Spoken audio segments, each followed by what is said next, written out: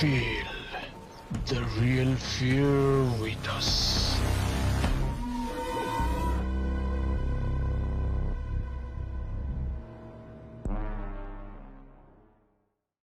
প্রিয় লিসেনার্স, আসসালামু আলাইকুম। Feel the real fear with us. দেশ ও দেশের বাইরে যেখান থেকে আফরান দ্য হরর ওয়ার্ল্ডের আজকের হরর নাইটের ৭১তম আয়োজনের সাথে যুক্ত হচ্ছেন বা পরবর্তীতে হবেন, সকলকে জানাচ্ছি শুভেচ্ছা ও ভালোবাসা। আশা করি সবাই ভালো আছেন, সুস্থ আছেন। প্রিয় লিসেনার্স, আজকের এই এপিসোডটি আমরা আমাদের সকল রেমিটেন্স যোদ্ধা ভাইকে উৎসর্গ করছি। আজকের এই এপিসোডের মধ্যে রেমিটেন্স যোদ্ধা ভাইদের সাথে ঘটে যাওয়া কিছু মর্মান্তিক বিষয় রয়েছে, যার কারণে যারা রেমিটেন্স যোদ্ধা ভাইরা রয়েছেন তারা আজকের এই ঘটনার সাথে কিছুটা হলেও নিজেকে মেলাতে পারবেন।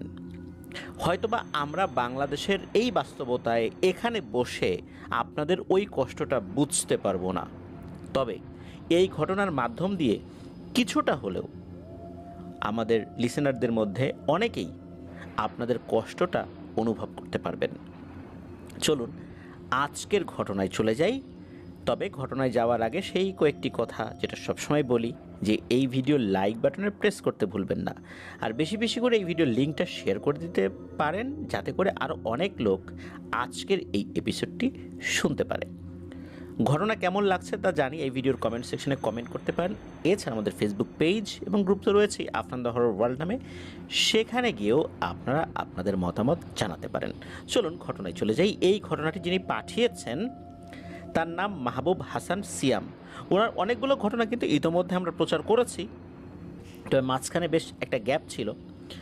এই ঘটনাটি যখন উনি পাঠান তখন উনি শুরুতেই বলে দিয়েছিলেন যে এই ঘটনার সাথে আমাদের রেমিটেন্স যোদ্ধা ভাইদের একটা সম্পর্ক রয়েছে। তো চলুন চলে যাই ঘটনায়। আর সিয়াম ভাইয়ের বাড়ি টাঙ্গাইলের সখীপুরে। মূলত এই ঘটনাটি উনি ওনার এক চাচ্চুর মুখে শুনেছিলেন। আপন চাচ্চু না বা আত্মীয় স্বজন না, প্রতিবেশী, বাট উনি খুব ভালো একজন মানুষ। আর প্রতিবেশী চাচ্চু হলেও ওনার ব্যবহার, আচার আচরণ কখনোই কিন্তু মনে হয় না যে উনি আসলে অনাত্মীয়। মূলত বহুদিন আগে উনি সৌদি আরবে গিয়েছিলেন। দ্বিতীয়বারের মতো প্রথমবার যখন গিয়েছিলেন তখন জানা যায়, বা ছোটবেলাতে এই সিয়াম ভাই শুনেছিলেন যে উনি নাকি হারিয়ে গিয়েছিলেন। অনেক দিন পর তাকে পাওয়া গিয়েছিল, অনেক দিন পর উনি দেশে এসেছিলেন। এরপরে বেশ বড় একটা গ্যাপ দিয়ে আবার উনি সৌদি আরবে গিয়েছিলেন। তো চলুন সেই ঘটনায় যাই, যেই ঘটনার প্রেক্ষাপটে ওনার পরিবার ওনাকে দীর্ঘ সময় খুঁজে পায়নি, উনিও পরিবারের সাথে যোগাযোগ করতে পারেননি। কী ছিল সেই ভয়ঙ্কর ঘটনা? শুরু করি সেই ঘটনাটি। সাল 1991। পরিবারে আসলে অভাব ছিল। ওনার বাবা কৃষিকাজ করতেন, এদিকে বেশ কয়েকজন ভাই বোন। ভাইয়েরা সবাই বাবাকে কাজে কর্মে সাহায্য করত। তাছাড়া এত বড় সংসার কিভাবে তার বাবা চালাবেন? আর এই যে আঙ্কেল বা কাকা যিনি, উনি লেখাপড়া করতেন, কিন্তু ওনার বাবা একজন নিরক্ষর মানুষ হলেও লেখাপড়ার যে কি মর্যাদা সেটা উনি বুঝতে পারতেন। উনি ওনার অন্য সন্তানদেরকেও লেখাপড়া করানোর জন্য চেষ্টা চালিয়েছিলেন, কিন্তু সেই সন্তানরা যখন দেখলো যে বাবা হাড় ভাঙা খাটুনি করে সংসার চালানোর জন্য, তখন সেই সন্তানরা আসলে ওভাবে আর লেখাপড়া করতে পারেনি বাবার এই কষ্ট দেখে। কিন্তু একটা সন্তান তো লেখাপড়া করবে, এইটা কিন্তু ওই আঙ্কেলের বাবা এটা খুব আশা করতেন। এই কারণেই মূলত এই যে আঙ্কেল, যার নাম হচ্ছে ফজলু, এই ফজলু আঙ্কেল উনি চেষ্টা করেছেন লেখাপড়া করার জন্য, কিন্তু আসলে তার ভাইয়েরা যেভাবে পরিশ্রম করে আর উনি স্কুলে যাচ্ছেন, তার ভাইয়েরা মাঠে যাচ্ছে কাজ করতে, উনিও না এই বিষয়টা আসলে ওইভাবে মেনে নিতে পারতেন না যে আমি কি করছি, ক্লাস 8-এ উঠেছি, আমার ভাইরা লেখাপড়া বাদ দিয়ে সংসারে ঘানি টানছে, আমি কিভাবে পরিবারকে সাহায্য সহযোগিতা করতে পারি। তো এই চিন্তা থেকে বারবার ওনার বাবাকে বিষয়টা বলতেন, কিন্তু ওনার বাবা রাগ করতেন, বলতেন ফজলু তুই মন দিয়ে লেখাপড়া কর, আমরা সবাই মিলে সংসারটা মোটামুটি ইনশাল্লাহ ভালো করেই চালাতে তো পারতেছি, আর তোর বয়স কম, এখন এসব চিন্তা ভাবনা করতে হবে না। কিন্তু এই ফজলু কাকার কিন্তু মনের মধ্যে একান্ত বাসনা ছিল যে উনি ওনার পরিবারের কষ্টটা দূর করবেন, কবে লেখাপড়া শেষ করবেন, কবে চাকরি করবেন, চাকরি করে কয় টাকা বেতন পাবেন, তা দিয়েই উনি ওনার নিজের পরিবার চালাবেন, তখন তো ওনার পরিবার হবে। এই যে ভাইয়েরা তারা লেখাপড়া বাদ দিয়ে যে পরিশ্রম করছে, ভাইদেরকে কিভাবে হেল্প করবেন, আসলে ওনার মনের মধ্যে এই ব্যাপারটা খুব ভালো মতো কাজ করছিল। চিন্তা করলেন যে উনি বিদেশ যাবেন, কারণ ওই সময় ওনার এলাকার আরেকজন ব্যক্তি উনি সৌদি আরবে গিয়েছিলেন, বেশ অবস্থা ভালো হয়ে গিয়েছিল ওই পরিবারের। এই চিন্তা করে উনি ওনার মাকে ব্যাপারটা শেয়ার করেন। ব্যাপারটা শেয়ার করার পর তার মা বলে আচ্ছা দেখি তোর বাবার সাথে কথা বলে দেখি কি করা যায়, এখানে তো খরচের একটা ব্যাপার আছে। তখন ওনার মা মানে ফজলু কাকার মা যখন ফজলু কাকার বাবাকে কথাগুলো বলে, তখন ওনার বাবা বলেন যে ছেলের বয়স তো অনেক কম, বাইরে গিয়ে এত কষ্ট করে কি ও আসলে সইতে পারবে, এই ধকলটা কি ও পারবে, ওকে দিয়ে তো ভারী কাজ কখনো করাই নাই। তো এরকম কথাবার্তা হচ্ছিল যখন ওনার মা ওনার বাবাকে খাবার বেড়ে খাওয়াচ্ছিলেন, তখন এই বিষয়টা নিয়ে আলোচনা হচ্ছিল। তখন এই ফজলু কাকাও এই কথাটা শুনছিলেন, ওই সুযোগে বাবার খাবারের সামনে চলে গিয়েছেন, গিয়ে বলছে যে বাবা আমাকে একটু সুযোগ করে দাও, আমি কষ্ট করব, তোমাদের এই কষ্ট দেখে আমি আর আসলে সইতে পারছি না, আমার লেখাপড়ায় মন বসে না, তুমি আমাকে সুযোগটা করে দাও। এই কথা শোনার পর এই ফজলু কাকার বাবা খুব খুশি হলেন এবং উনি বললেন আচ্ছা ঠিক আছে তুই আপাতত লেখাপড়া চালিয়ে যা, আমি আমার মতো করে খোঁজ খবর নিচ্ছি কিভাবে কি করা যায়, তুই চিন্তা করিস না। তখন কিন্তু বিদেশে যাওয়া মোটেও এত সহজ কাজ ছিল না। এখন যেমন অনেকটা ইজি, অনেক বিভিন্ন প্রতিষ্ঠান রয়েছে যারা বিদেশে শ্রমিক পাঠিয়ে থাকেন, এখন তো অনেক ইজি, সরকারিভাবে পাঠানো যায়, লোক পাঠানো যাচ্ছে, মানুষ যাচ্ছে। ওই সময় বিদেশ যাওয়াটা একটা খুব সৌভাগ্যের বিষয় হিসেবেও চিন্তা করা হতো, আর ব্যয়বহুলও ছিল বটে, বিশেষ করে বৈধ পথে। এখন অবৈধ পথে তো যাওয়া যায়, ওই সময় সৌদি আরবের মধ্যপ্রাচ্যের দেশগুলোতে কিন্তু পায়ে হেঁটে যাওয়া যেত, বিভিন্নভাবে ভেঙে ভেঙে যাওয়া যেত, কিন্তু এই ফজলু কাকার বাবা কোনোভাবেই ফজলু কাকাকে এভাবে অবৈধভাবে পাঠাবেন না, যত কষ্টই হোক বৈধভাবেই পাঠাবেন। এই জন্য ওনার জায়গা থেকে সর্বোচ্চ চেষ্টা করেছিলেন বৈধভাবে সৌদি আরবে পাঠানোর জন্য। আর এর খরচটাও তো বেশি, বেশ খানিকটা জমি বিক্রি করতে হয়েছিল। এরপর বৈধভাবেই মূলত তাকে পাঠানো হয়। তখন কিন্তু এই ফজলু কাকার বয়স 22 বছর, সাল 1991। উনি ঠিকঠাক মতোই সৌদি আরবে একদম এই পাসপোর্ট হওয়ার পর, ভিসা হওয়ার পর একদম ঠিকঠাক মতো বিমান যোগেই, পায়ে হেঁটে যেতে হয়নি তাকে অবৈধ পন্থায়, বিমান যোগেই উনি সৌদি আরবে চলে আসেন। তো এরপর ওনাকে রিসিভ করে ওখানকার একজন লোক, সেও বাংলাদেশি। তারপর একদিন এক রাত ওই ব্যক্তির সাথেই ছিলেন, তার একটা জায়গা ছিল থাকার জায়গা, সেখানেই ছিলেন।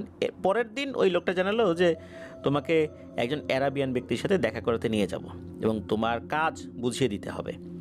তো পরের দিন তার লোকটার সাথে রওনা দিয়েছেন আর কি, ওই সেই লোকটার সাথে। তো ওই সময়ে যেই যানবাহনগুলো ছিল আর কি, প্রায় 2 ঘন্টা লেগেছিল সেখানে যেতে, সৌদি আরবের একটি শহরে। তো সেই লোকটার বাসায় যাওয়ার পর দেখা গেল বিশাল এক বাংলো বাড়ি, অনেক ধনী একজন ব্যক্তি আর কি। তো বাড়িতে ঢোকার সাথে সাথে দেখা গেল একজন অ্যারাবিয়ান লোক বসে আছে, আর অ্যারাবিয়ান লোকটাই ওনাদেরকে উদ্দেশ্য করে আগে লম্বা একটা সালাম দিল। এরপরে ওই যে যেই ব্যক্তিটা ফজলু কাকাকে নিয়ে আসছে তার সাথে আরবি ভাষায় কিছু একটা কথাবার্তা হচ্ছিল।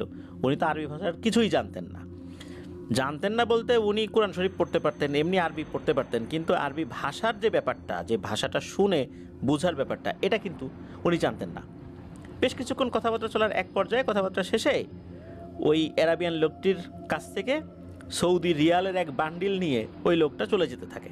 চলে যাওয়ার সময় লোকটা শুধু একটা কথাই বলেছিল যে এই লোকটা আজ থেকে তোমার মালিক, তোমার বস। তো ওখানকার ভাষায় মুদির বলা হয়, যে তোমার মুদির, ইনি যেভাবে করতে বলবেন কাজ সেভাবেই তুমি করবা। আর তোমার কাগজপত্র ঠিকঠাক হয়ে গেলে, যেই কথা বলে তোমাকে নিয়ে আসা হয়েছে, তুমি সেই কাজে যোগদান করতে পারবা। এখন এই সমস্ত কথা তো আসলে এই ফজলু কাকা খুব ভালো বুঝতে পারেন নাই। উনি বলছেন আচ্ছা ঠিক আছে। এরপর ওই লোকটা চলে যায়। এরপর ওই অ্যারাবিয়ান লোকটি ফজলু কাকাকে হাতের ইশারায় কাছে ডাকে। তো উনি যান, নাম জিজ্ঞেস করে। তো উনি ওই নামটা শুধু বলতে পারছিলেন। তো এরপরে আসলে কিছুই বুঝতে পারছেন না। পাশের ঘরে থাকা একজন লোককে ডেকে নিয়ে আসে সেই মুদির। ওই লোকটা আবার বাংলাদেশি, দীর্ঘদিন যাবৎ আরব দেশে থাকার কারণে ওখানকার লোকাল যে অ্যারাবিয়ান যে ভাষাটা, এটা উনি শিখে গেছেন। ওই লোকটার মাধ্যমে এই ফজলু কাকা জানতে পারেন যে এই মুদিরের কাছে নাকি বেশ অনেক টাকার বিনিময়ে এই ফজলু কাকাকে বিক্রি করে দেওয়া হয়েছে। আরবে এই ধরনের প্রক্রিয়া ওই সময় ছিল, এটা জানা গেল আর কি। এই কথা শুনে তো ফজলু কাকার মাথায় যেন আসমান ভেঙে পড়ল। কারণ দেশে থাকা অবস্থায় ওই আদম ব্যবসায়ী ওনাদেরকে অন্য কথা শুনিয়েছিল যে কাজ হবে অফিসে, অফিসে তেমন কোনো কাজ নাই, এসি চলে, কোনো গরম লাগে না। ওই সময়ের প্রেক্ষাপটে, মানে সেই 1991 সালের প্রেক্ষাপটে বলা হয়েছিল যে বাংলা টাকায় বেতন হবে 10 থেকে 12,000 টাকা। তারপর ধীরে ধীরে বেতন বাড়বে, থাকা খাওয়া কোম্পানির, অল্প কিছুদিনের মধ্যে কাগজপত্র হয়ে গেলে আবার ওভারটাইমও করতে পারবে, বেশ বড় অঙ্কের একটা টাকা দেশে পাঠাতে পারবে। এই ধরনের কথাবার্তা বলা হয়েছিল সেই 91-92 সালের দিকে। 10-12 হাজার টাকা যদি কেউ উপার্জন করে, তাহলে গ্রামে একটা পরিবার কত অনায়াসে চলতে পারে। এখন দেখা যাচ্ছে এরকম তো কিছুই না। তাকে মূলত এমনভাবে নিয়ে আসা হয়েছে, আপাতত দৃষ্টিতে সেটা বৈধ, পাসপোর্ট করে ভিসা করে নিয়ে আসা হয়েছে, কিন্তু এখানে একটা জটিল প্রক্রিয়া ছিল যেটা আসলে 8-10টা সাধারণ গ্রামের মানুষ বুঝতে পারবে না। সাধারণ গ্রামের মানুষের দূরের কথা, অনেক শিক্ষিত লোকও বুঝতে পারবে না। এমনভাবে মূলত তাকে এখানে এনে বিক্রি করে দেওয়া হয়েছে। আর যেই ভাইটা, মানে ওই যেই ভাইয়ের সাথে কথা বলে উনি জানতে পারেন, তার নাম হচ্ছে রফিক। উনিও একটা সময় বিক্রি হয়েছিলেন। এরপরে এই মালিকের কাছে উনি আসেন। এই মালিকটা নাকি খুব ভালো, ওনার কাছে এরকম আরও অনেক লোক আছে যারা এরকম বিক্রি হয়েছে ওনার কাছে। তবে উনি মানুষ হিসাবে ভালো। অনেক মুদির আছে যারা মানুষকে খুব জুলুম করে, এমনকি মেরেও ফেলে। কথা শোনে নাই, পিটাতে পিটাতে মেরেই ফেলছে, মেরে মরুভূমির বালির নিচেই দাফন করে দিছে। এর কোনো বিচার আচার কিচ্ছু হয় নাই, পুলিশও জানে নাই ওখানকার। এরকম অনেক ঘটনা ঘটছে, অনেক মালিক এরকম আছে, কিন্তু উনি নাকি ভালো। আর বললেন যে এই লোক ভালো, তোমার চিন্তা করার দরকার নাই, তুমি নিশ্চিন্তে থাকো। তবে তুমি যদি এখানে কোনো হই হট্টগোল করো, কাউকে গিয়ে কোনো নালিশ করো, তাহলে কিন্তু তোমাকে নির্যাতিত হতে হবে। তখন ইনি যে ভালো, উনি তো নিজে বাঁচার জন্য তখন আর ভালো থাকবেন না, উনি তো তখন তোমার উপর নির্যাতন করবে। এই জন্য বাবা তুমি চুপচাপ থাকো, যেহেতু আমি আসি ইনশাল্লাহ, আমি এখানে যত বাংলাদেশিরা আছে আমার পরিচিত, সবার সাথে আমি কথা বলি, আমি আমার জায়গা থেকে তাদেরকে সহযোগিতা করার চেষ্টা করি। তুমি এখন চাইলেও এখান থেকে কোথাও যেতে পারবে না।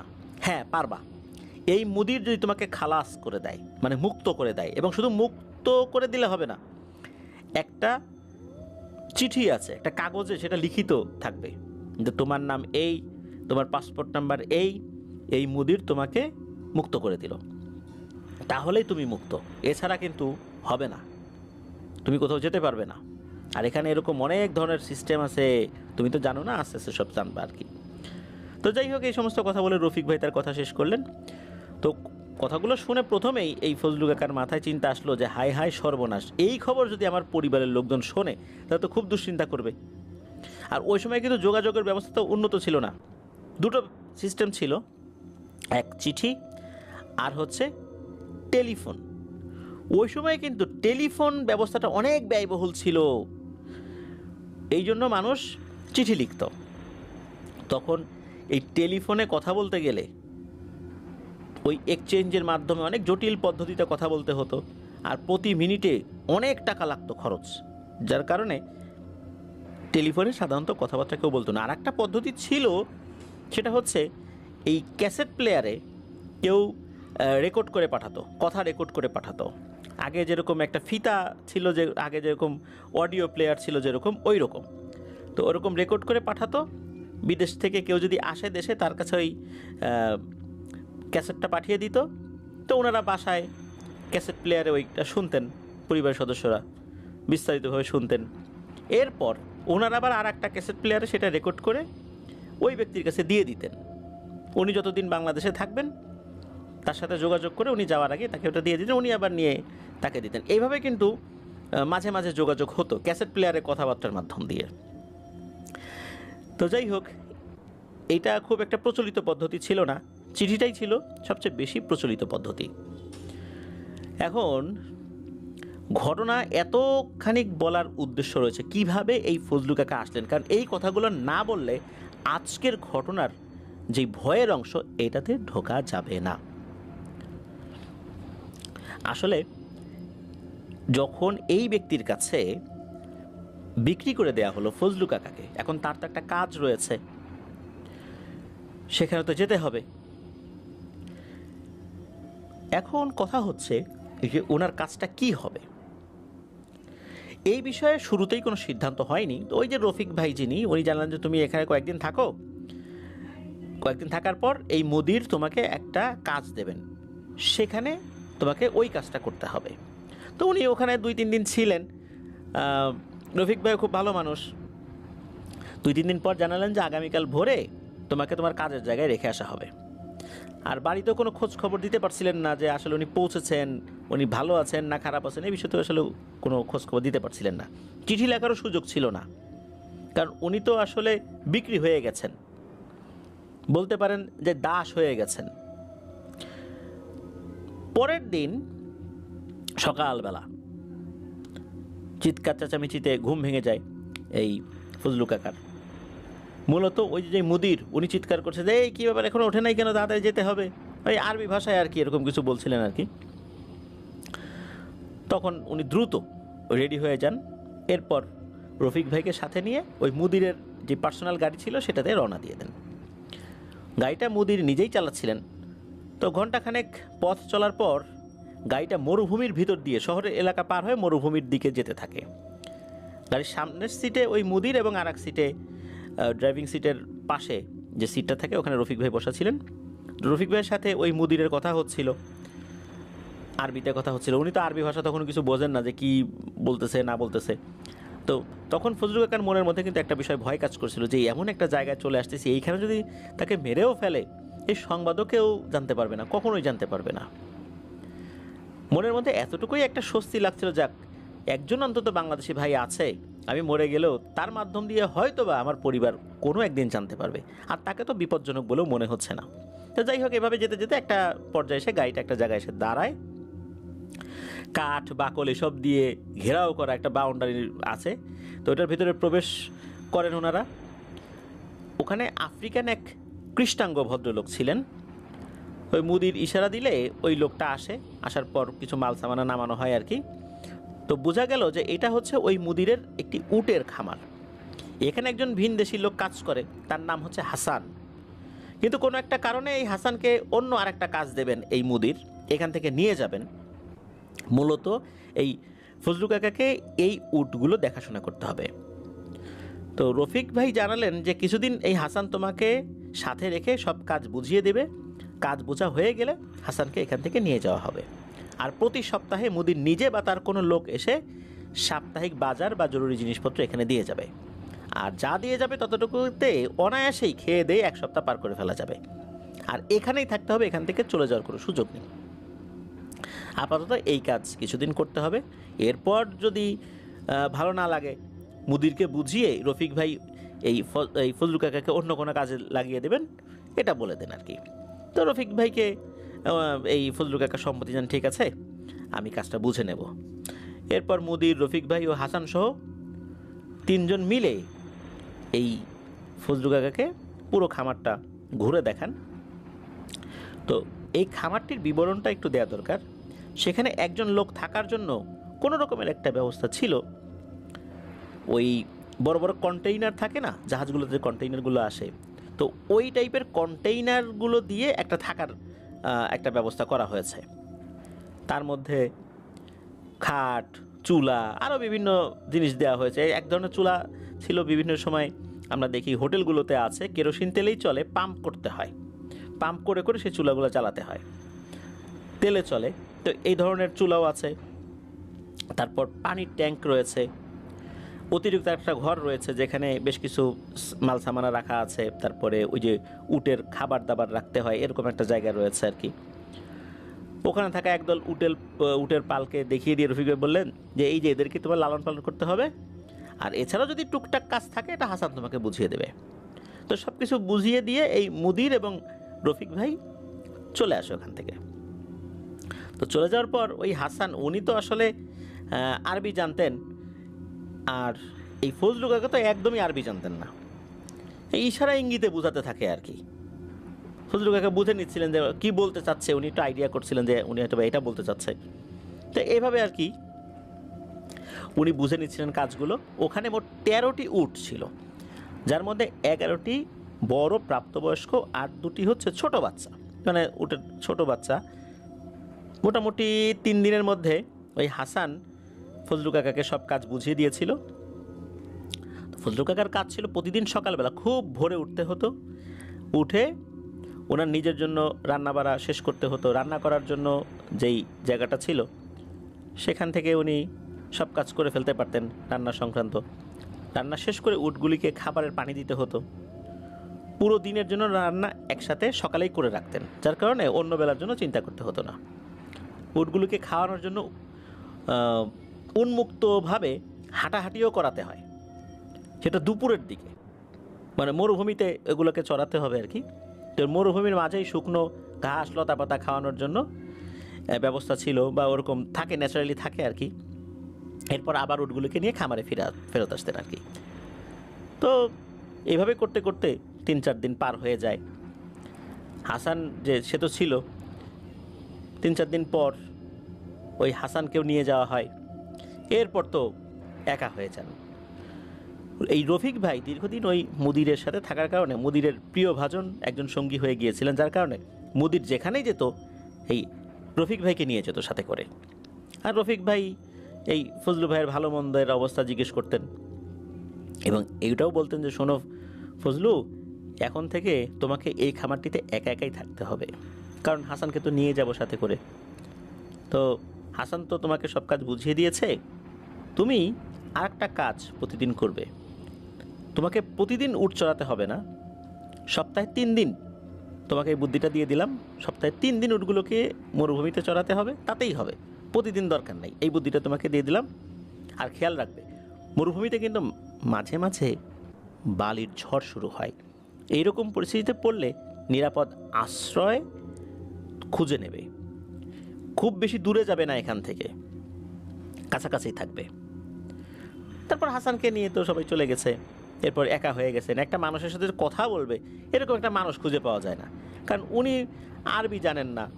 টুকটাক কিছু লোক উনি দেখেছেন, কারণ মরুভূমিতে যে উনি একাই থাকেন বিষয়টা এরকম না, বেশ অনেক দূরে দূরে এরকম কিছু জায়গা রয়েছে যেখানে অন্য মালিকের উট রয়েছে, তার উট দেখাশোনা করার জন্য লোক আছে, কিন্তু তারা তো বাঙালি না, যার কারণে তাদের সাথে যে কথা বলবেন, কথা বলে তো লাভ নাই। আর তাদের সাথে কথা বলে পরিচিতও হতে যাবেন সে সুযোগও নাই, কারণ উনি এই উটগুলোকে একা রেখে কীভাবে যাবেন? অজানা অচেনা এক জায়গা, একদম একা, একদম নিঃসঙ্গ, পরিবারের সাথেও কোনো যোগাযোগ নাই। তো ওভাবেই চলছিল। এইবার আমরা আসবো মূল ঘটনায়। এতক্ষণ আমরা শুধু প্রেক্ষাপট বর্ণনা করলাম, সেই ভয়াবহতা, কিভাবে উনি আসছিলেন। প্রতিদিনের মতো উট দেখাশোনা করছিলেন উনি। ইতোমধ্যে কিন্তু 6 মাস কেটে গেছে। 6 মাস কিন্তু পরিবারের সাথে কোনো যোগাযোগ নেই। ঘটনার দিন রাতে ঘুমিয়ে আছেন, মাঝরাত তখন। ঘুমন্ত অবস্থায় আবছা কোনো শব্দ ওনার ঘুম ভেঙে যায়। বিছানায় বসে উপলব্ধি করেন যে শব্দটি ওই যে উটগুলো যেখানে রাখা আছে না, ওখানকার পাশ থেকে আসছে আর কি। তো বসে বসে চিন্তা করলেন, যে উটগুলো তো রাতে বেলা এই 6 মাসে কখনো এরকম আচরণ করে নাই। তাই উটগুলোকে শান্ত করতে উনি রুম থেকে বেরিয়ে যান। বেরিয়ে গিয়ে দেখতে পান যে ওনাদের উটগুলো সব ঠিকঠাক আছে। এমন সময় দেখতে পান যে খামারের বাইরে ছোট ছোট সাদা রঙের দুটো উটের বাচ্চা ছোটাছুটি করছে। উট দুটিকে দেখে মনে হলো তারা খুবই তৃষ্ণার্ত, কিন্তু প্রথমেই এই ফজলু ভাই তাদেরকে কোনো খাবার বা পানি দিলেন না, কারণ এটি নিষেধ ছিল।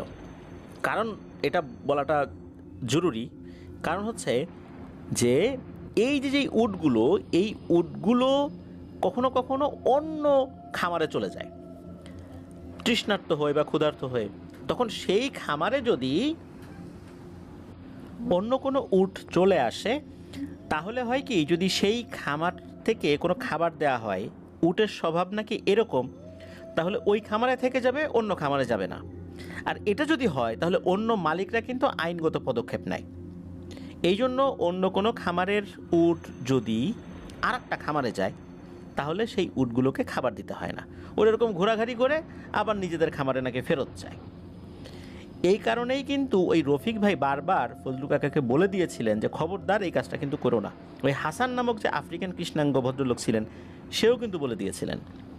এখন উনি কি করবেন, এই জন্য উনি সেগুলোকে কোনো খাবার দিলেন না। কিন্তু উট দুটো দেখতে এত সুন্দর আর মায়াবী ছিল যে আসলে এই ফজলু কাকা দুর্বল হয়ে গেলেন। উটের বাচ্চা দুটি একইভাবে খামারের মূল দরজার বাইরের দিকে দাঁড়িয়ে করুণ দৃষ্টিতে ওনার দিকে তাকিয়ে আছে। তো উনি তাদেরকে চিন্তা করলেন যে এই রাতের বেলা কেই বা দেখবে, আমি বরং এই বোবা প্রাণীদের কিছু খাবার দেই। এরপর এগিয়ে গিয়ে দরজাটি উনি খোলেন। খোলার সাথে সাথে একটা অদ্ভুত ঘটনা ঘটে। সেটা হচ্ছে এই উটের বাচ্চা দুটো দাঁড়ানো অবস্থাতে মাথাটা সামান্য একটু সামনের দিকে ঝোঁকায় একসাথে। তার মানে হচ্ছে যে আমরা অনেক সময় সালাম দেওয়ার সময় অনেক সময় মাথাটা একটু ঝুঁকিয়ে ফেলি না, অনেক সময় কৃতজ্ঞতা প্রকাশের জন্য অনেকে কিন্তু মাথাটা ঝুঁকিয়ে ফেলে, যদিও এটা উচিত নয়।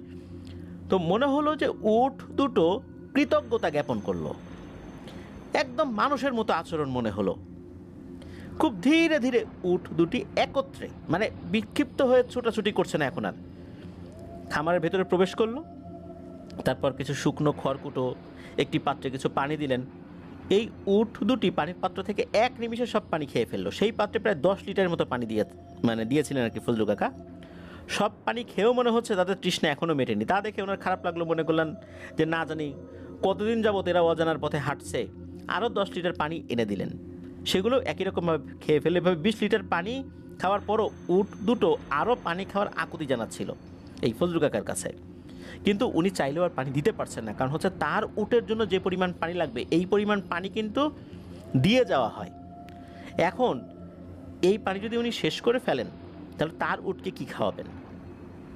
নির্দিষ্ট পরিমাণ পানি তো বরাদ্দ থাকে, এগুলো সংরক্ষণ করে রাখতে হয়, সেভাবেই হিসাব করে চলতে হয়।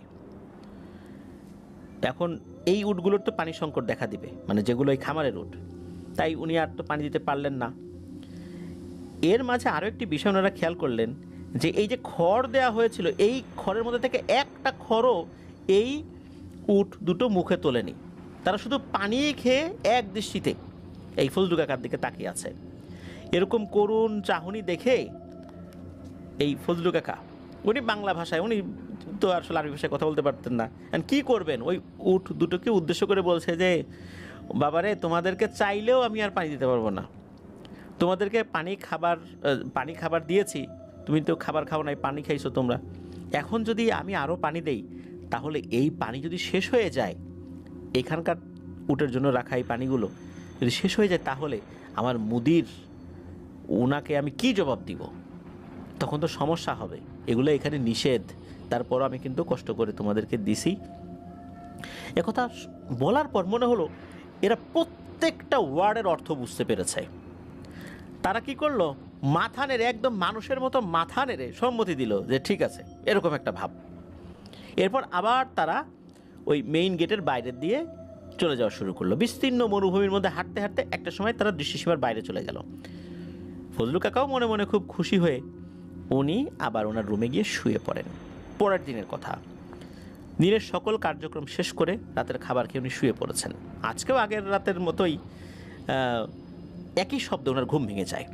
বাইরে এসে মূল দরজার পাশে যখন উনি দাঁড়িয়েছেন তখন আরও কয়েকটি উট উনি দেখতে পেলেন। মোট 3টি উটকে উনি দাঁড়িয়ে থাকতে দেখলেন। কিন্তু আজকে উটগুলোকে অন্যরকম লাগছিল। উনি বেশ ভয় পেয়ে গিয়েছেন, কারণ হচ্ছে এই উটগুলো দেখতে স্বাভাবিক কোনো উটের মতো ছিল না। বিশেষ করে গতকালকে দেখা ছোট দুটো উট, এই দুটো উট এসেছে, কিন্তু সেটার সাথে আর একটা উট এসেছে, সেটা এতটা বড় মনে হচ্ছে যে এটা একটা দানবীয় উট। আর এই উটের শরীর থেকে মিটমিটি ঘোলাটে সাদা আলোর ঝলকানি বের হচ্ছে। এই দৃশ্য দেখার সাথে সাথে এই ফজলুল কাকা তো বুঝতে পারছেন যে এটা স্বাভাবিক কোনো উট না, নিশ্চয়ই এখন তাকে অলৌকিক কোনো ঘটনার মুখোমুখি হতে হবে। জীবনে উনি কখনোই অলৌকিক কোনো ঘটনার মুখোমুখি হন নাই, শুধু গল্প শুনেছেন। এখন তো ওনার সামনে এরকম একটা ব্যাপার চলে আসছে। উনি তো দোয়া কালাম যা জানতেন শুরু করেছেন পড়া।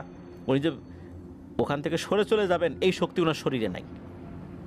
হঠাৎ করে ওনাকে অবাক করে দিয়ে ওই বড় উটটি স্পষ্ট বাংলা ভাষায় ওনার নাম ধরে বলে উঠল যে, আমাকে দেখে ভয় পাওয়ার কিছু নাই বুঝলু, আমি তোমার কোনো ক্ষতি করব না, বরং তোমার উপকারের জন্য তোমার প্রতি কৃতজ্ঞতা জানাতে আজ এখানে এসেছি। তেমন কোনো কথা আসলে মানে ভয়ঙ্কর কোনো কথা শোনেন নাই এই ফজলু কাকা। এখন কথা হচ্ছে যে উটের মুখ থেকে যদি মানুষের মতো কথা কেউ শোনে, তাও এটা মহিলা কণ্ঠে, তাহলে কি কোনো মানুষের ভয় লাগবে না ওরকম একটা নির্জন জায়গায়? এই অবস্থায় এই ফজলু কাকার হয়েছিল। ওনার তো এই দৃশ্য দেখার পর তার মাথা টাথা ঘুরতেছে, উনি কোন জগতে আছেন। তো এটা মনে হচ্ছে ওই উটটা বুঝতে পেরেছে। এটা দেখে সে আবার বলা শুরু করে যে, তুমি হয়তো বুঝে গিয়েছো যে আমরা কোনো স্বাভাবিক উট না, আমরা এই মরুভূমির জিন। আমার পরিবার নিয়ে এই মরুভূমিতে কয়েকশো বছর ধরে বসবাস করে আসছি। আমরা কখনোই কোনো প্রাণীকুলেরই ক্ষতি করি না, আল্লাহর ইবাদতে মশগুল থাকি, আর আল্লাহর সন্তুষ্টির জন্য আমাদের সাধ্য অনুযায়ী মানুষের উপকার করে থাকি। তুমি যাতে আমাদেরকে দেখে ভয় না পাও, এই জন্যই মূলত উটের রূপ নিয়ে তোমার সামনে এসেছি। তা না করে যদি আমাদের স্বরূপে তোমার সামনে আসতাম, তাহলে সেই রূপ দেখেই তুমি ভয়ে মারা যেতে। শুধু তুমি কেন, যে কেউ দেখলে এর প্রভাব ভোগ করতে হবে। তো যাই হোক, আমি কেন এসেছি তা তোমাকে বলি। এই যে দুটো উটের বাচ্চা দেখতে পাচ্ছ, এরাও কোনো স্বাভাবিক উট না, তারা আমার সন্তান। গতকাল তোমার সুন্দর মন মানসিকতার প্রকাশ ঘটিয়ে তোমার বিপদ হবে জেনেও আমার সন্তানদের পানি পান করিয়েছিলে। গতকাল ওরা দুজন মরুভূমিতে ঘুরতে বের হয়েছিল, কিন্তু ঘুরতে ঘুরতে দিকহারা হয়ে আমাদের বাসস্থান খুঁজে না পেয়ে হারিয়ে গিয়েছিল। ওরা সে সময় উটের রূপে ছিল। দিকহারা হয়ে মরুভূমিতে হাঁটতে হাঁটতে ওদের অনেক পানি তৃষ্ণা লাগে। একসময় ওরা তোমার এই খামারের পাশে এসে পড়লে তুমি ওদেরকে পানি খাইয়ে তৃষ্ণা মিটিয়েছ। শুধু তৃষ্ণা মিটাওনি, ওদের জীবন বাঁচিয়েছ। আর ওদিকে ওরা বাড়িতে আসছে না দেখে আমি এবং ওদের বাবা সহ আমাদের গোত্রের আরও অনেক জিন মিলে ওদের খুঁজতে বের হয়েছি। তখন ওদের বাবা ওদেরকে দূরের এক জায়গা থেকে খুঁজে পেয়ে আমাদের বাসস্থানে নিয়ে আসে। আর তখন ওদের মুখ থেকে জানতে পারি তোমার পানি খাওয়ানোর কথা। সে সময় তুমি যদি ওদের পানি না পান করাতে, তাহলে হয়তো তৃষ্ণার কবলে পড়ে আমার এই ছোট 2 বাচ্চা মারা যেত। আল্লাহ তোমাকে উসিলা করে ওদেরকে পানি পান করিয়ে নতুন করে জীবন দিয়েছেন। তাই আজকে আমি ওদের সাথে নিয়ে তোমার সাথে দেখা করতে এসেছি এবং তোমার প্রতি কৃতজ্ঞতা জানাতে এসেছি। তুমি আমার অনেক বড় একটি উপকার করেছো, এজন্য আমরা পুরো পরিবার এবং আমাদের গোত্র তোমার কাছে ঋণী হয়ে থাকব। এতটুকু বলে এই ফজলু কাকার সামনে থাকা জিনটা তার কথা থামালো। এ সময় মূলত এই ফজলু কাকার নিজের শরীরের উপর কোনো কন্ট্রোলই ছিল না। উনি কি স্বপ্ন দেখছেন নাকি সত্যি দেখছেন, ওনার আসলে এমন কিছুই অনুভূতি হচ্ছে না। মানে উনি একটা ঘোরের মধ্যে আছেন, এটা বাস্তব না স্বপ্ন উনি খালি শুনে যাচ্ছেন। সব শেষ ওই জিনটা বলে, আমরা চলে যাচ্ছি, তোমার যদি কখনো আমাদের কাছ থেকে কোনো ধরনের সাহায্যের প্রয়োজন হয় তাহলে আমাকে ডাকবে, কেউ না কেউ আমরা তোমার কাছে আসবো ইনশাল্লাহ। এই কথাগুলো বলে উটরূপী জিনগুলো তাদের পথ ধরে চলে যেতে থাকে। উনি ওদিকে তাকিয়ে রয়েছেন। একটা সময় চোখের সামনেই এরা আস্তে আস্তে মিলিয়ে যায়, অন্ধকারের মধ্যে হারিয়ে যায়। ওই সময় তো উনি একটা ঘোরের মধ্যে ঢুকে গিয়েছিলেন। তারা চলে যাওয়ার পরও ওখানে অনেকক্ষণ উনি দাঁড়িয়ে আছেন। বেশ খানিকক্ষণ পর ওনার শরীরটা একটু স্বাভাবিক লাগলো, আশেপাশে তাকাতাকি করে আর কিছুই দেখতে পেলেন না। এরপর উনি ঘরে ঢুকে ভয়ে ভয়ে শুয়ে পড়লেন আর চিন্তা করতে লাগলেন কী দেখলাম আর কী শুনলাম। এসব ভাবতে ভাবতে এপাশ ওপাশ করতে করতেই ভোরের আলো ফুটে গিয়েছে। এরপর উনি ওনার নিত্যদিনের কাজে মনোনিবেশ করতে চাইছিলেন, কিন্তু কোনো কাজে উনি ঠিকমতো মন দিতে পারলেন না। শুধু চিন্তা হচ্ছিল কী দেখলাম আর কী শুনলাম রে, এগুলো কি সত্যি আমার সাথে হয়েছে নাকি ঘুমের মধ্যে স্বপ্নে দেখেছি। তারপর সকল বিষয় বিবেচনা করে এতটুকু উনি বুঝতে পারলেন যে সত্যি এই ঘটনাটি ওনার সাথে বাস্তবেই ঘটেছে। এরপর দৈনন্দিন কাজ করতে করতে কেটে যায় আরও 5 মাস। এর মধ্যে কিন্তু কখনোই ওই উটরূপী জিনদের সাথে বা তার পরিবারের সাথে তার দেখা হয় নাই, আর তাদের সাথে যে কথা বলবেন এরকম চিন্তাও মাথায় আসে নাই। নিজের দেশ, পরিবার পরিজন ছাড়া সবসময় খারাপ লাগতো, কিন্তু কি করার ছিল, উনি তো বন্দী হয়ে গেছেন, উনি দাস হয়ে গেছেন। এখন যদি ওনার এই মুদির তাকে মুক্তি না দেন তাহলে কিন্তু উপায় নেই, তার পাসপোর্ট তার কাছে আটকানো। এইভাবে এরকম একটি মানুষশূন্য জায়গাতে 1 বছরের মতো সময় উনি কাটিয়ে দিয়েছেন। কারো সাথে যে নিজের মনের কষ্টের কথাগুলো বলবেন সে কোনো উপায়ই নেই। কথা যদি বলতেই হয় ওই উটের সাথে কথা বলতে হবে আর কি, এমন একটা অবস্থা। এই উটগুলোকে সে তার কথা শোনাবে, এতটুকু মনের সান্ত্বনা যে যাক অন্তত উট তার কথা শুনতেছে, যে উটগুলোকে সে লালন পালন করছে। এছাড়া কোনো মানুষের সাথে কথা বলার সুযোগ নেই। হ্যাঁ, কথা বলার সুযোগ কখন হয়, যখন ওই যে সপ্তাহান্তে এই মুদির বা রফিক ভাই তারা আসেন, তখন তাদের সাথে কথা হয়। তাও রফিক ভাইয়ের সাথে কথা হয়, আর মুদিরের ওই আরবি ভাষা তো সে বোঝে না, খালি ইশারা ইঙ্গিতে কথা হয়। এই হচ্ছে তার কথাবার্তা। এইভাবেই কিন্তু দিন পার হয়ে যায়। বাড়ির মানুষদের কথা অনেক মনে পড়তো, তারা চিন্তা করছে হাই হাই কি হলো, তার একটা চিঠিও লেখা হয় নাই। সব কিছু মিলায় তো আসলে খুবই একটা কষ্টের সময় সবার জন্য, বাংলাদেশে যারা আছেন তাদের জন্য, ওনার জন্য। উনি যে কখনো দেশে ফেরত যেতে পারবেন সেই চিন্তাও উনি আর করতে পারছিলেন না। এর মধ্যে এক রাতে মা বাবার কথা ওনার অনেক মনে পড়ছিল। সে সময় উনি অঝরে কান্না করতে লাগলেন। এমন সময় মনে পড়ে গেল উটরূপী সেই জিনের শেষের কথাগুলো। সে যে বলেছিল যদি কোনো সাহায্যের প্রয়োজন হয় তাহলে তাদেরকে যেন ডাকা হয়, তারা চেষ্টা করবে। এর আগে তো উনি কখনো এভাবে চিন্তা করেন নাই, সাহায্য করার জন্য ডাকেনও নাই। কিন্তু ওই রাত্রে মনটা তার খুব ভীষণ অস্থির হয়ে যায় বাড়ির লোকদেরকে কাছে পাওয়ার জন্য। তো এত উত্তেজনার কবলে ওনার আর ভয়টার কাজ করলো না, সব চিন্তা ভাবনা বাদ দিয়ে চিন্তা করলেন যে এই জিনদেরকে ডাকবো। এখন সমস্যা একটা ছিল, তারা যখন এই ফজলু ভাইয়ের সাথে দেখা করেছিল তারা তো নিজেরা এসেছিল, এরপর তো তাদেরকে কখনো ডাকা হয়নি, আর তাদেরকে কীভাবে ডাকতে হবে সেটাও বলে যায় নাই, কোনো বিশেষ প্রক্রিয়াও শিখিয়ে দেওয়া যায়নি। তাহলে কিভাবে সে ডাকবে? চিৎকার করে ডাকলে কি সাড়া দিবে? যাই হোক, এখন যেহেতু কিছু বলে যায় নাই, সে তার মতো করেই ডাকবে। তখন সে তার থাকার জায়গা থেকে বাইরে গিয়ে সাহস জুগিয়ে ওই বিস্তীর্ণ মরুভূমিতে চিৎকার করে তাদেরকে ডাকতে লাগলেন। কী নাম ধরে ডাকবেন সেটাও তো জানেন না।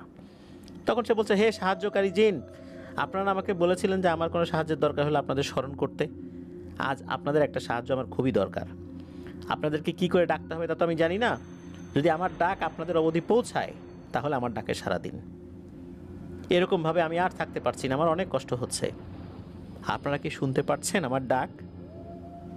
এভাবে চিৎকার করে আরও অনেক কথাই বললেন, কিন্তু সেই জিন পরিবার তো দূরের কথা, মনে হলো কেউ তার আওয়াজ শুনতেই পাচ্ছে না। প্রায় আধা ঘন্টার মতো এভাবে ডাকাডাকি করে অবশেষে নিরাশ হয়ে ঘরে ফেরত আসলেন। এরপর মনকে বোঝাতে লাগলেন যে ফজলু, এই মরুভূমিতে তোমাকে সাহায্য করার মতো কেউ নাই আল্লাহ ছাড়া। এসব ভাবতে ভাবতে একটা সময় উনি ঘুমিয়ে পড়লেন। আরও মধ্যরাতের দিকে ওনার ঘুম ভেঙে যায় কারো মুখ থেকে ওনার নামটা শুনে। পুরোপুরি ঘুম যখন ভেঙে যায় তখন শুনতে পান বাইরে থেকে এই ফজলু ফজলু বলে ডাক দিচ্ছে। মূলত ওনার ভালো নাম হচ্ছে ফজল। তো উনি বিছানা ছেড়ে উঠে চোখ মুছতে মুছতে ঘরের দরজাটি খুললেন। খুলেই দেখতে পেলেন যে মূল গেটের সামনে অদ্ভুত সেই 2টি উট দাঁড়িয়ে আছে।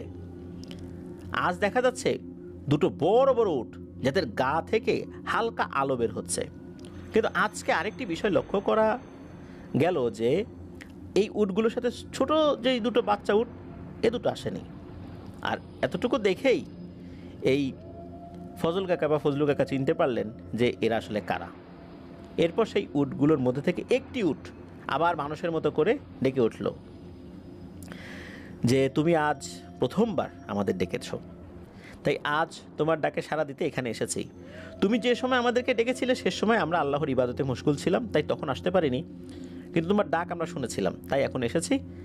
আজকে আমার সাথে যাকে দেখতে পাচ্ছ সে হচ্ছে এই যে ছোট দুটো বাচ্চা উটকে বাঁচিয়েছিলে, আমার সন্তান, ইনি হচ্ছেন এই সন্তানের বাবা, আমার স্বামী। মূলত আজকে তোমার সাথে পরিচয় করিয়ে দিতেই আর তোমার কথা শোনাতেই তাকে আমি সাথে করে নিয়ে এসেছি। তুমি হয়তো ভেবেছিলে তোমাকে আমরা ভুলে গিয়েছি, কিন্তু বিষয়টা তা না। আমরা চাইলে মাঝে মাঝে তোমার সাথে দেখা করতে আসতে পারি, কিন্তু তুমি ভয় পাবে, এই জন্য আমরা আসি না। আর তুমি হয়তো বা জানো না যে আমাদের জিনজাতির মধ্যেও কিন্তু অনেক বিধিনিষেধ আছে। আমরা চাইলে স্বাভাবিকভাবে চলাচল করতে পারি না, আমরা শুধু নির্দিষ্ট সময়ে বের হই। আর চাইলেও হুট করে কোনো মানুষের সামনে আমরা আসি না। যদি আমাদেরকে দেখে কোনো মানুষের ক্ষতি হয়, আমরা আল্লাহর কাছে কী জবাব দিব? একজন নিরপরাধ লোকের সামনে যদি আমরা হুট করে চলে আসি, সে যদি দেখে ভয় পায়, তার ক্ষতি হয়, এটা তো একটা অপরাধ হবে। এই জন্য আমরা খুব নিয়ম মেনে চলাফেরা করি। এই কথাগুলো শুনতে শুনতে এই ফজলু কাকা উনি আস্তে আস্তে তাদের দিকে আগানো শুরু করলেন এবং একদম সামনাসামনি দাঁড়ালেন। তবে এবার আর ভয় পাচ্ছেন না, মনের কথাগুলো তো বলতে হবে।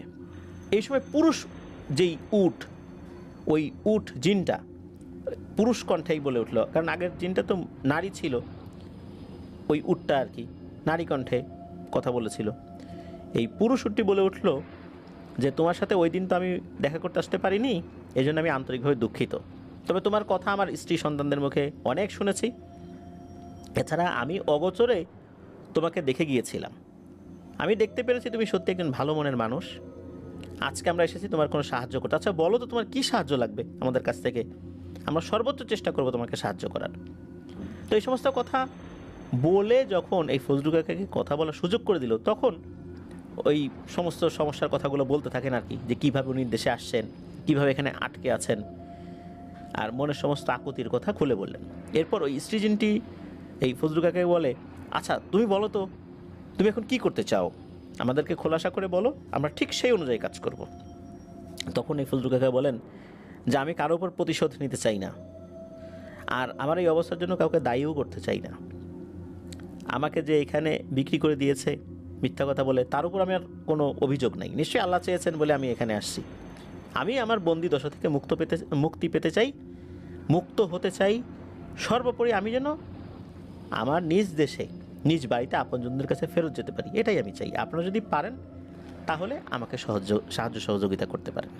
এরপর পুরুষ জিনটা বলে ওঠে, তোমার কথা শুনে আসলেই অনেক ভালো লাগলো। তুমি প্রতিশোধ পরায়ণ না, তুমি চাইলেই আমাদেরকে প্রতিশোধের কথা বলতে পারতে, কারণ এটা বলা তোমার অধিকার আছে। তুমি যদি বলতা, অবশ্যই তোমাদের হয়ে বা তোমার হয়ে আমরা প্রতিশোধ নিতাম, কিন্তু তুমি সেটা বলনি, তুমি সেইটার কোনো ইচ্ছাও প্রকাশ করনি। চিন্তা করো না, আমরা আমাদের কাজ শুরু করব, দেখি তোমার জন্য কিছু করতে পারি কিনা, আর তোমার যদি কোনো উপকার হয় আমরাও খুশি হব। তবে আমাদের বিশ্বাস ইনশাল্লাহ খুব দ্রুত তুমি তোমার নিজ ঠিকানায় পৌঁছে যেতে পারবে, আমরা সেই ব্যবস্থাই করছি। এইভাবে আরও কিছুটা কথাবার্তা হয় আর কি। এক পর্যায়ে ওই জিন দম্পতি এই ফজলু কাকার কাছ থেকে বিদায় নিয়ে চলে যায়। উনিও মনের আনন্দে ঘরে চলে আসলেন। মনের মধ্যে আশার আলো দেখতে পেয়ে মনের খুশিতে রাতটাতে আর ঘুমাতেই পারেন নাই। এই খুশির মাঝে আবার একটা দুশ্চিন্তাও ছিল, তারা কিভাবে নিয়ে যাবে, তাদের মতো করে অদৃশ্য করে। অনেক সময় হয় না জিনেরা নিয়ে যায়, এরকম চিন্তাভাবনা করছিলেন আর কি। আসলে কি জিনগুলো তাকে বাড়িতে দিয়ে আসতে পারবে? এ ধরনের বিভিন্ন এলোমেলো চিন্তাভাবনা হচ্ছিল তার মাথায়, আসাটাই স্বাভাবিক। তো এমনিতে ওনার জন্য সাপ্তাহিক যে বাজার পাঠানো হতো, সেগুলো বেশিরভাগ সময় ওই মুদিরের একজন অন্য কর্মচারী ছিল, তার তো অনেকগুলো কর্মচারী ছিল, তারা সে দিয়ে যেত। তো মুদির খুব একটা আসতো না, মাঝে মাঝে আসতো। খামারে কোনো সমস্যা হলে উনি আসতেন, তারপরে 2-3 মাস পর পর খামারটা ঘুরে দেখার জন্য আসতেন। আর সবসময় এই রফিক ভাই মুদিরের সাথে আসতেন। তো জিনদের সাথে কথা বলার পর 1-2 দিন পার হয়ে যায়, তবুও ফেরার কোনো ব্যবস্থা হচ্ছে না। তখন প্রতিটা দিন ছিল এই ফজল কাকা বা ফজলু কাকার কাছে 1 বছরের সামিল। একটা দিন একটা বছরের মতো, সময় আর পার হয় না। এর মধ্যে জিন পরিবারের কারোর সাথে তেমন আর সাক্ষাৎ হয় না। এভাবে কেটে যায় 13টা দিন। 14তম দিনে হঠাৎ খুব ভোরের দিকে মুদির একাই এসে সেই খামারে উপস্থিত হয়। সে কোনো রকমে গাড়ি থেকে নেমে হন্তদন্ত হয়ে এই ফজলু ভাইকে ডাকতে থাকে। উনি তখন সবে ঘুম থেকে উঠে খামারের উটগুলোকে হালকা খাবার পানি দেওয়ার প্রস্তুতি নিচ্ছিলেন। মুদিরকে এমন সময় আসতে দেখে উনি তো অবাক হয়ে গেলেন। এর আগে তো কখনোই তার মুদির একাকী খামারে আসে নাই, যদিও মাঝে মাঝে আসলেও রফিক ভাইকে সাথে নিয়ে আসতো। তো কাজ বাদ দিয়ে মুদিরকে খামারের ভেতর নিয়ে একটি কার্পেট বিছিয়ে বসতে দিলেন। মুদিরকে দেখে স্বাভাবিক মনে হচ্ছে না, চেহারায় মারাত্মক আতঙ্কের ছাপ। মুদির এই ফজলু ভাইকে ইশারা ইঙ্গিতে বোঝাতে চাইলেন যে যত দ্রুত সম্ভব ব্যাগ গোছাতে, তার সাথে যেতে। তো মুদিরের সাথে কয়েকবার তো ইশারায় কথা হয়েছে, এই জন্য তার ইশারাটা বুঝতে পারেন এখন।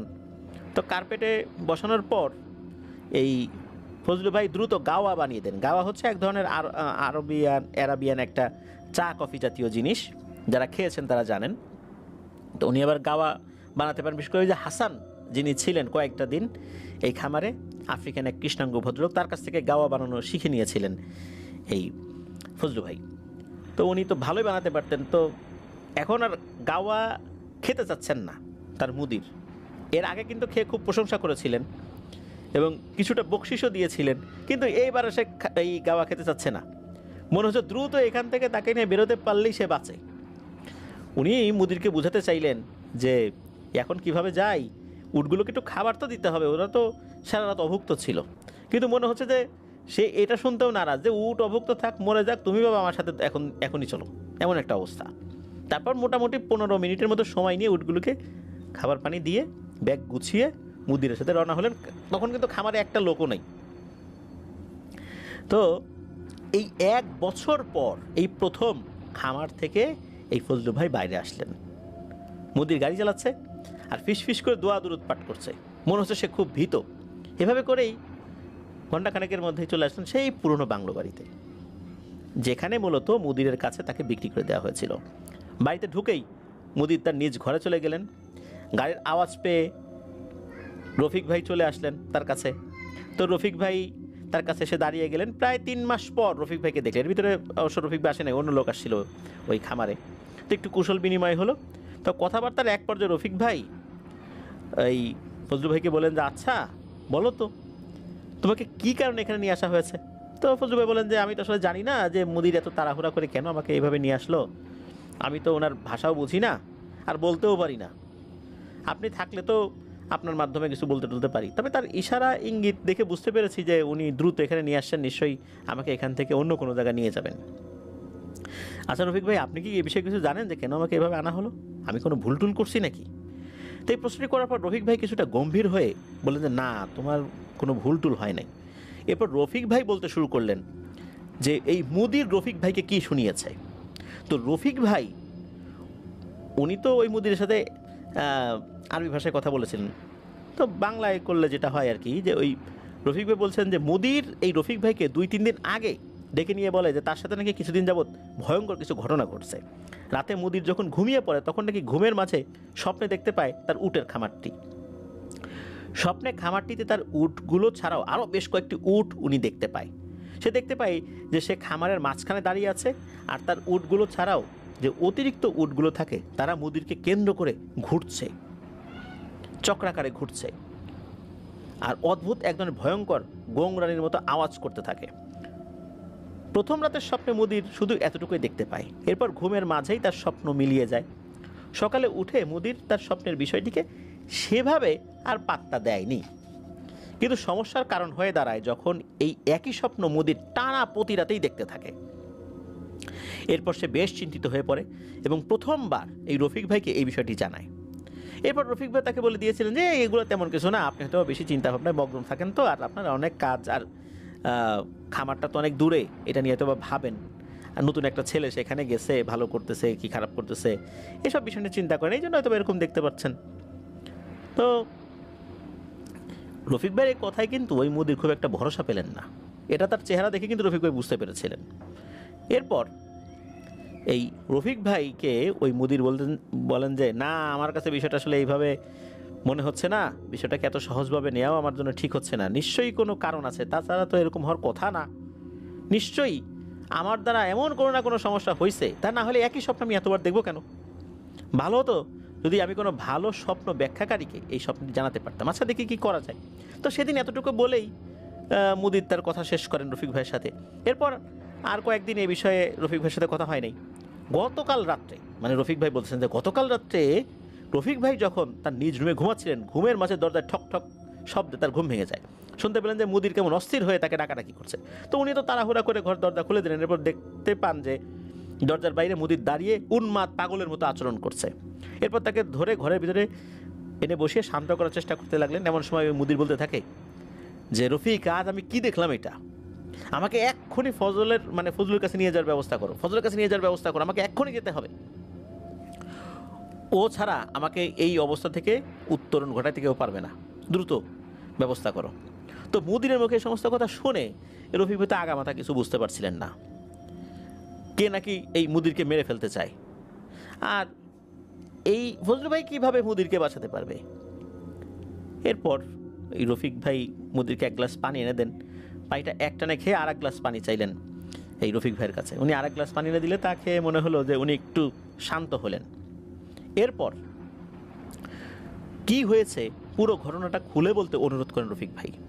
এরপর মুদির যে কথা শোনান তা শুনে তো রফিক ভাই ভয় পেয়ে যান। মুদির বলেন যে রফিক, কিছুদিন আগে তোমাকে বলছিলাম না যে আমার সাথে অদ্ভুত কিছু সমস্যা চলছে, সেই সমস্যাটি কেন হয়েছে সেটার মূল কারণ আমার কিছুটা হলেও বোধগম্য হয়েছে। এতদিন যাবত আমি শুধু স্বপ্ন দেখছি, কিন্তু আজকে রাত্রে আমি তো বাস্তবে দেখছি রে বাপু। শুয়ে থাকার কিছুক্ষণের মধ্যে তো আমি ঘুমাই গেছি।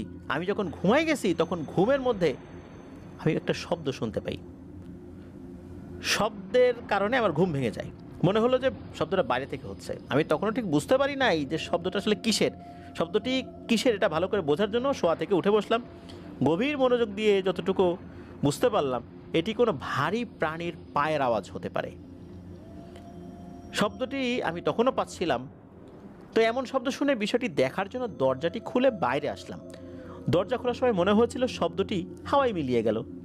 আর বাইরে এসে আমার চোখের সামনে তেমন কিছু দেখলাম না, আর কোনো শব্দও পাচ্ছিলাম না। এরপর মনের ভুল ভেবে আবার ঘরে গিয়ে শুয়ে পড়ি। শুয়ে থাকার 1 থেকে 1.5 মিনিট পর আবার একই শব্দ আমি শুনতে পাই। এবার কিছুটা রাগান্বিত হয়ে গেলাম, ভাবলাম যে কেউ মজা নিচ্ছে নাকি আমার সাথে, এত বড় সাহস। এই ভেবেই শব্দটাকে তোয়াক্কা না করে শুয়ে রইলাম। কিন্তু শব্দের তীব্রতা আমাকে আর শুয়ে থাকতে দিল না। আবার উঠে ঘর থেকে বের হয়ে বারান্দায় এসে দাঁড়ালাম। এবার দেখতে পেলাম শব্দটির উৎস একদল উট আমাদের উঠোনের মাঝে এলোমেলোভাবে ছোটাছুটি করছে। তৎক্ষণাৎ কিছু বুঝে উঠতে পারছিলাম না। ভাবতে লাগলাম আসলে বাউন্ডারির ভেতরে এত রাত্রে এখানে এই উটগুলো ঢুকলো কীভাবে? মেইন গেটে তো লাগানো ছিল, তাহলে এই উটগুলো বাড়ির ভেতরে কীভাবে প্রবেশ করলো? আর এগুলো কার উট? এইভাবে একটু রাগান্বিত হইলাম। মানুষ উট পালন করে কিন্তু তাদের ঠিকমতো দেখাশোনা করতে পারে না। মধ্যরাতে আমাকে জ্বালাতন করার জন্য এই উটগুলো চলে আসছে বা ছেড়ে দিছে। আবার ভাবলাম আমার জানা মতে আমাদের এই অঞ্চলে আশেপাশে কেউ উট তো পালন করে না, এটা তো আবাসিক এলাকা। আবাসিক এলাকায় তো এখানে কেউ উট পালন করে না, উট পালন করার জায়গা আলাদা। তাহলে এখানে উট আসলো কোত্থেকে? এরপর আমি যখন ভালোভাবে সেই উটগুলোকে লক্ষ্য করলাম, ঠিক তখনই বুঝতে পারি এই উটগুলোকে আমি আগে কোথায় যেন দেখেছি। আর বেশি চিন্তা করতে হলো না, মনে পড়ে গেল এই উটগুলোকে আমি কিছুদিন যাবৎ আমার স্বপ্নের মধ্যেই দেখছি। এই দৃশ্যটি দেখে প্রচণ্ড ভয় পেয়ে গেলাম। এমন সময় তোমাদের যে কাউকে ডাকবো সেটি চিন্তা করতে পারলেও ডাকার শক্তিটুকু আর পেলাম না। শুরুতেই যে ঘর থেকে বাহিরে উঠোন 2 কদম এসে দাঁড়িয়েছিলাম, সেভাবেই সেখানে ঠায় দাঁড়িয়ে রইলাম আর এই উটগুলোর কাণ্ড কারখানা দেখতে থাকলাম। উটগুলো দেখতে স্বাভাবিক উটের মতো হলেও এদের শরীর থেকে আলো বের হচ্ছিল, আর তাদের গায়ের রং সবগুলো ছিল ধবধবে সাদা বর্ণের। উটগুলো ছুটাছুটি করতে করতে এক পর্যায়ে আমার দাঁড়ানোর জায়গাটা থেকে 5 থেকে 6 ফিট দূরত্বে এসে সারিবদ্ধ হয়ে মোট 4টা উট দাঁড়িয়ে গেল। আর এরপর সেগুলো এমনভাবে আমার দিকে তাকালো, আর এদের চোখের দিকে তাকিয়ে আমি ভয়ে কেঁপে উঠলাম। স্বাভাবিক উটের চোখ এগুলো না, একেবারে রক্তের ন্যায় লাল হয়ে আছে। দেখে মনে হচ্ছে এখনই আমার উপর আক্রমণ চালাবে, আর তাদের আক্রমণে আমার দেহ একদম মাটির সাথে মিশে যাবে। আমি দোয়া কালাম পড়ার অনেক চেষ্টা করলাম, কিন্তু ভয়ে সেগুলো কোনো কিছুই আমার মনে আসছিল না, মুখেও আসছিল না। আমি মুখ দিয়ে কোনো আওয়াজও করতে পারছিলাম না। কি এক বিব্রতকর ভয়ঙ্কর এক মুহূর্ত আমি পার করছিলাম। এরপর খেয়াল করলাম চারপাশে ধীরে ধীরে ভীষণ ঝড় তুফান শুরু হয়ে গেছে। এর মাঝেই উটগুলো একে একে সাদা ধোঁয়ায় পরিণত হয়ে যাচ্ছে। কিছুক্ষণের মধ্যে তাদের আকৃতিও পুরোপুরি পরিবর্তন করে ফেলেছে। অল্প কিছুক্ষণের মধ্যেই সেগুলো এক ভিন্ন ধরনের অবয়বে পরিণত হলো, যা আমি আগে কখনোই দেখিনি। আকৃতিতে এরা এতই বড় হয়েছিল যে তাদেরকে দেখার জন্য আমার মাথা উঁচু করে উপরের দিকে তাকাতে হয়। দেখতে পেলাম আমার সামনে মোট 4টি অবয়ব দাঁড়িয়ে আছে, যাদের মাঝের 2টি অবয়বের উচ্চতা সর্বনিম্ন হলেও 20 ফিটের কাছাকাছি, আর দুই পাশে 2টি অবয়বের উচ্চতা এর থেকে আরও অনেক বেশি, 40 ফুট তো হবেই, এর থেকে কম হবে না। বিশাল দানবীয় ভয়ঙ্কর দেহ নিয়ে আমার সামনে এগুলো দাঁড়িয়ে রইল। এরপর 4টি অবয়ব একসাথে কিছুটা কুঁজো হয়ে মাথাটা ঝুঁকে আমার মুখের কাছাকাছি তাদের মাথা নিয়ে আসলো। এতটাই কাছে আনলো যে তাদের শ্বাস প্রশ্বাস নেওয়ার যে বাতাসটা সেটাও আমার শরীরে পড়ছে। তাদের শরীরের যেই একটা গরম ভাব আর নিঃশ্বাসের যে একটা গরম ভাব সেটা এসে আমার শরীরে লাগছে, আর আমার শরীরের জামা কাপড়গুলোও সেই নিঃশ্বাসের সেই ভাবে উঠছে। আমার শরীরে কোনো শক্তি নাই, এখান থেকে ছুটে গিয়ে যে পালাবো সে উপায়টাও নাই। বাইরে ঝড়ো আবহাওয়া চলছে, এর মাঝেই রাতের ঘোলাটে আলোতে সেই ভয়ঙ্কর বৃষ্টির চেহারাটা দেখতে পেলাম, যা আমি দ্বিতীয়বার কখনোই দেখতে চাই না। দেখতে পেলাম সেগুলোর মাথার চুলে জট লাগানো, চুলগুলো মাথা থেকে বেয়ে মাটি পর্যন্ত নেমে এসেছে। ঠিক একটি বট গাছের শেকড় যেভাবে ছড়িয়ে যায় চারদিকে, মনে হচ্ছে ওই রকম। আর যে ঝড়ো বাতাস চলছে সেই বাতাসে চুলগুলো এসে মাঝে মাঝে আমার শরীর স্পর্শও করছিল। বিস্তীর্ণ কপালের নিচে অনেক বড় বড় 2টি চোখ, সেগুলো মোটামুটি একটি ফুটবলের সমান তো হবেই এক একটা। চোখগুলো মনে হচ্ছিল আগুনের 2টো কুণ্ডুলি, মনে হচ্ছিল সেখান থেকে আগুন ছিটকে এসে পড়বে আমার উপর। আর এই 4 জোড়া চোখের খানিকটা আলো মাটিতে পড়ে আশেপাশে আলোকিতও হয়ে গিয়েছে। লম্বা একটি নাক, যেটি লম্বা হতে হতে চোখা হয়ে একেবারে থুতনি অবধি নেমে এসেছে। মুখ কিছুটা হা করা ছিল। অন্ধকারের ওই আবছা আলোতে মাড়ির কুচকুচে কালো দাগ যেগুলো ছিল সেগুলো চিকচিক করে উঠল।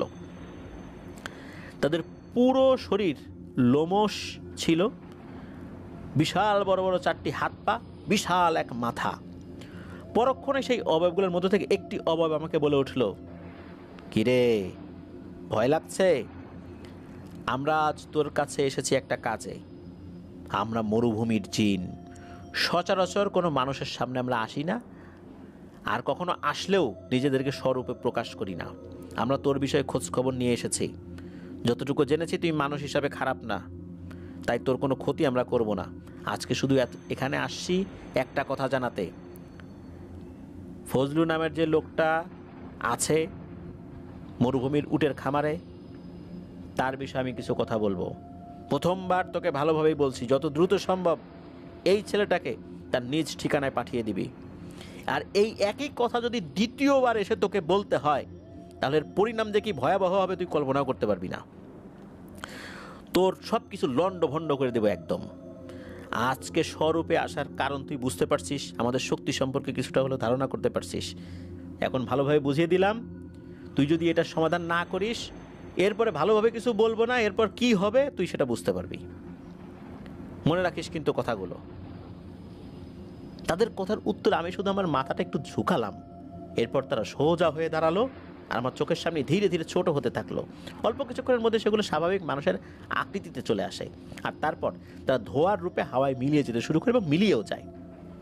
আমি সেই জায়গাতে একই রকমভাবে দাঁড়িয়ে রইলাম। ধীরে ধীরে চারপাশের ঝড় তুফানও একসময় মিলিয়ে গেল। আমি আমার শরীরের শক্তি ফেরত পেলাম। শরীরের শক্তি ফেরত পেলাম, আর ফেরত পাওয়ার পর তখনই চিৎকার করে এক দৌড় দিয়ে তোমার ঘরের সামনে এসে তোমাকে ডাক দিলাম। আচ্ছা, বাড়িতে এত শব্দ, এত কিছু হলো, তুমি কি কিছুই শুনতে পাওনি? রফিক ভাই বলেন, কই না তো, এত কিছু হয়ে গেল, আমি তো কিছুই টের পেলাম না। সেই অস্থির অবস্থাতেই নাকি মুদির বলল, আমি এখনই ফজলুকে আনতে যাচ্ছি, আর যত দ্রুত সম্ভব ওকে দেশে পাঠানোর ব্যবস্থা করছি, এতে করে আর যদি আমি বাঁচতে পারি, আর তুমি চলো আমার সাথে চলো। এই বলে মুদির ঘর থেকে বের হয়ে তার গাড়ির কাছে গেল। এদিকে এই রফিক ভাই খামারে যাওয়ার জন্য প্রস্তুতি নিচ্ছেন, এমন সময় গাড়ির শব্দ পেলেন, মানে গাড়ি স্টার্ট দিয়েছে। রফিক ভাই বের হয়ে দেখলেন মুদির এতটাই ভয় পেয়েছে যে এই রফিক ভাইয়ের জন্য যে অপেক্ষা করবে 2টা মিনিট, এই ধৈর্য তার ছিল না। মুদির একাই চলে যায়, আর এই যে ফজলু ভাই বা ফজল ভাইকে নিয়ে চলে আসে। ততক্ষণে ভোরের আলো ফুটে গিয়েছে। তো যাই হোক, খুশির বিষয় এটাই যে আমাদের ফজলু ভাই দ্রুত বাড়িতে চলে যেতে পারবেন, এটাই আর কি রফিক ভাই জানান। রফিক ভাইয়ের মুখে সমস্ত কথা শুনে ফজলু ভাই তো বুঝতে পারলেন যে মূল ঘটনাটি কে বা কারা ঘটিয়েছে। রফিক ভাইকে ওই সময় তেমন কিছু বললেন না, শুধু বললেন যে রফিক ভাই আমি তো বলতে পারি না যে কেন কি হয়েছে, কারণ রফিক ভাই জিজ্ঞেস করছিলেন যে আসলে মূল বিষয়টা কি, তুমি কি জানো? তখন উনি বলছেন যে না আমি তো আসলে এখন বলতে পারবো না। উনি কিন্তু মিথ্যা কথা বলেন, উনি বলছেন যে আমি এখন এই বিষয়ে কিছু বলতে পারবো না, পরে দেখি বলা যায় কি না। ওই সময় অবশ্য রফিক ভাই তাকে কোনো জোরাজুরি করেন নাই, শুধু বলেছিলেন যে তোমার মন চাইলে সময় করে বললো আমাকে। তো সেই রাত্রে এতটুকু আলোচনা হয় আর কি, সারাদিন এখানেই ছিলেন। তো রফিক ভাইয়ের সাথে উনি ঘুমিয়ে পড়েন। ঘুমের মাঝে একটি স্বপ্ন উনি দেখেন, মানে ফজলু ভাই স্বাভাবিক দিনের মতো উনি ওই উটের খামারে কাজ করছেন, এমন সময় দেখতে পেলেন দূর থেকে 4টা উট মরুভূমির পথ ধরে খামারের দিকে এগিয়ে আসছে। এরপর তারা এই ফজলু ভাইয়ের কাছে এসে বলতে থাকে, তোমার কাজ ইনশাল্লাহ হয়ে গিয়েছে, আমরা 4 জন তোমার মুদিরের সাথে দেখা করে কথা বলেছি, আর তার কোনো ক্ষতি করার উদ্দেশ্যে আমরা যাই নাই, কারণ আমরা এখন পর্যন্ত কোনো মানুষের কোনো ক্ষতি করিনি, আর সে লোকটা ভালো, এই জন্য তার ক্ষতি করার ইচ্ছা আমাদের ছিল না। আমরা আমাদের স্বরূপে তাকে দেখা দিয়েছি, যাতে করে সে দ্বিতীয়বার এই ভুল আর না করে। সে আমাদের কথা দিয়েছে সে দ্রুত এইটার সমাধান করবে, আর যদি সে কথার বরখেলাপ করে আমরা জানি কিভাবে কাজ করতে হয় এবং কাজ করাতে হয়। প্রথমবার যখন তোমার সাথে দেখা করেছিলাম, এরপর থেকে তোমাকে আমরা চোখে চোখে রাখতাম, তোমার আচার আচরণ দেখে বুঝতে পেরেছি তুমি একজন ভালো মানুষ, তাই আল্লাহর জন্য তোমাকে আমরা উপকার করেছি, আল্লাহর সন্তুষ্টির জন্য, অন্য কোনো কারণে না। নিজ দেশে ফেরত যাও, আর সবসময় ভালো কাজের মধ্যে নিজেকে নিয়োজিত রাখো। এতটুকুতেই সেই রাতের স্বপ্ন শেষ হয়ে যায়। পরের দিন রফিক ভাইকে ডেকে নিয়ে সমস্ত ঘটনা এই ফজলু ভাই খুলে বলেন। রফিক ভাই এই পুরো ঘটনা শুনে অবাক হয়ে যান। তিনি বলেন, নিশ্চয়ই আল্লাহর পক্ষ থেকে তুমি সাহায্য পেয়েছো, শুকরিয়া আদায় করো। ওই দিন থেকেই সেই মুদির এই ফজলু ভাইকে নিজ দেশে পাঠানোর দ্রুত ব্যবস্থা শুরু করে দেয়। মাত্র 5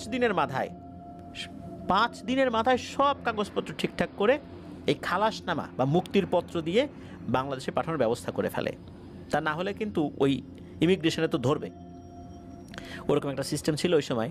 তো যেদিন উনি চলে আসেন সেদিন বেশ অনেক টাকা ওই মুদির এই ফজলু ভাইকে দিয়েছিলেন।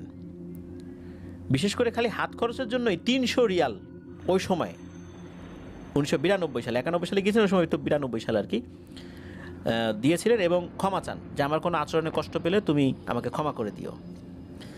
শুধু তাই না, এই যে মুদির উনি এই 5 দিনের ভেতরে ওনার কাছে থাকা একই রকমভাবে যাদেরকে উনি কিনে নিয়েছিলেন এরকম 120 জন লোককে উনি মুক্ত করে দেন। আর এই 120 জনের মধ্যে সবাই যে শুরুতেই তার কাছে এসেছিল বিষয়টা এরকম না, হয়তো তার আগে অন্য কারো কাছে ছিল, সে আবার এনার কাছে বিক্রি করে দিয়েছে। অনেক দিন তারা দেশে ফেরত যেতে পারে নাই। তারা যখন মুক্তি পায় অনেকেই বলেছিল তারা আবার ফেরত এসে তার কাছেই কাজ করবে, আর যারা নতুন এসেছে তারা বলেছিল যে আমরা যাব না আপনার কাছ থেকে। মুদির তখন তাদের কি করেছে, তাদেরকে খালাস তো করে দিয়েছে, ওই খালাসপত্র যেটা সেটাও ইস্যু করে দিয়েছে।